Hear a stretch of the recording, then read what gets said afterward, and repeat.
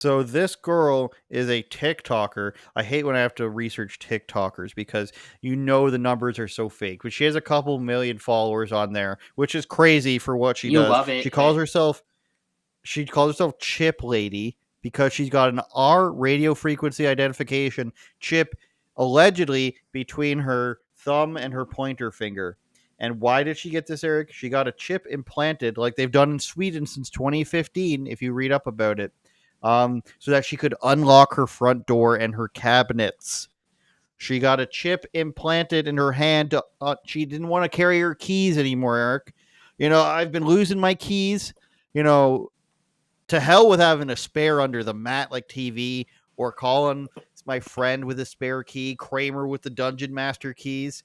This is too much work for me. I got to get a chip in my hand. This is bullshit. I can't take this anymore.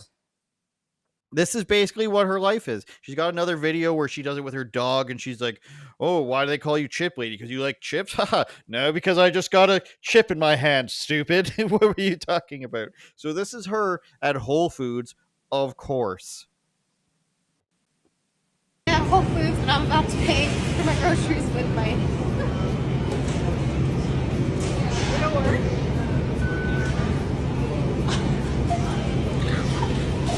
That's the coolest thing ever. So it's the coolest thing ever, and it didn't even used to do this, Eric. She had to get like a software update to be able to pay debit or Apple Pay, I don't know, out of her hand. People have said like maybe she's got an Apple Watch beneath her wrist. I would respect her more if this was all a hustle to get sponsorships and everything through it.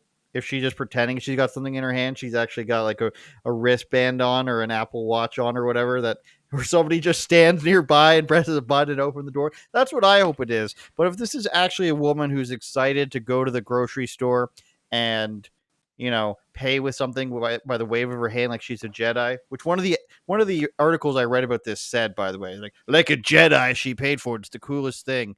But what I would say, Eric, is that because I think she's known, just walk by her with payment processors. Just walk by. Oh, it's so nice to meet you. And then in your left hand, you've got like a debit machine that you can that's loaded up with something that you can just scan from her, or just something like that. Just start stealing her biometrics and her numbers.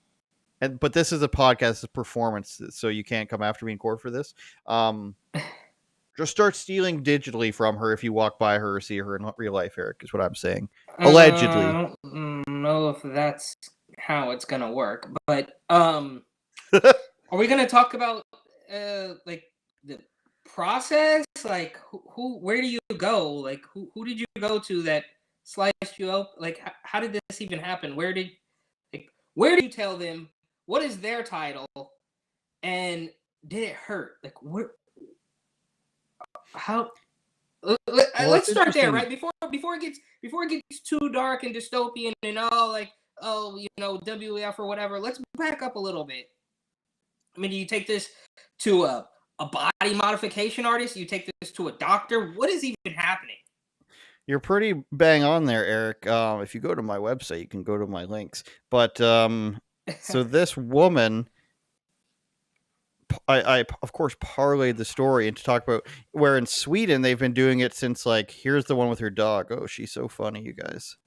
Oh, look at her with her dog. My name is the Chip Girl. So in Sweden, they did have a body modification guy come in and inject them. And then this BBC guy who was covering it said, I want to do that too. So he actually did it for the video, which is crazy. And then I'll show you the guy getting Drinking it done. Water before bed for getting hit with a 2 water pounds ad. of fat. Apparently you can lose 2 pounds overnight. Chipped to gain entry to the building and various services. I think I saw this. I've just been chipped myself. It's not a painless process, but it doesn't last too long, not too difficult. Minor surgical procedure, which basically involves a little chip the size of, I suppose, of a grain of rice being inserted under your skin. Pause. You're going to say the same thing. What am I going to say? You're gonna say the same thing I was gonna say. You know you're in good hands when a guy has giant spacers in his ears injecting you with a needle for a chip. Yeah, and his mask, like he's even secured his mask around the giant plugs and not even the This is entire ear. 2015 So though, so he's being just safe for spit reasons. yeah, no, I mean, I'm not even discussing it as far as Rona. I'm just saying, like, he didn't even put the mask around his whole ear. He just put the mask around like. So, yeah, obviously, the I I guess that's a person you trust to do that, right? He's used to putting implants in people's head. Like, I'm sure if you noticed, Richie, our buddy, friend of the show, has the Yep. implants like in his eyebrows or something. You notice that? No. It's weird. No. Okay. Yeah. So it's not just the tattoos, but he's got like subdermal implants. I think these sort of people call them. That if you go back and look at him, you'll see his like eyebrows are like really raised. There's like something inserted where his eyebrows are. So I guess the point I'm trying to Imagine make though, is Eric. yes, Yeah. when you insert something under your skin, which dystopian nightmare aside, is just not something I want to even think about. It just seems painful. Like, dude, you went to some guy who like cut you open and put a freaking RF chip or whatever you call it under your skin and then sewed you back up while he's got these 4-inch. This is gross, bro.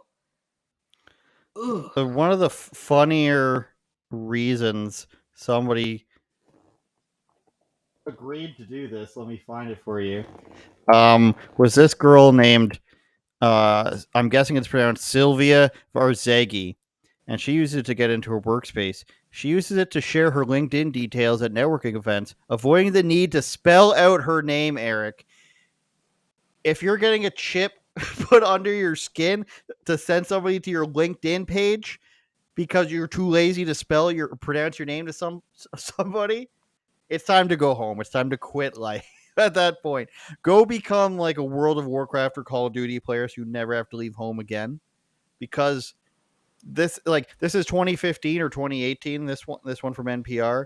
That's the epitome of not 2023 problems. That's 2093 problems. I was sick and tired of giving people my LinkedIn information, so I just got it implanted in my hand. What? Why do you even care? Why do you even care, Eric, that I got an implant in my hand? What's wrong with you?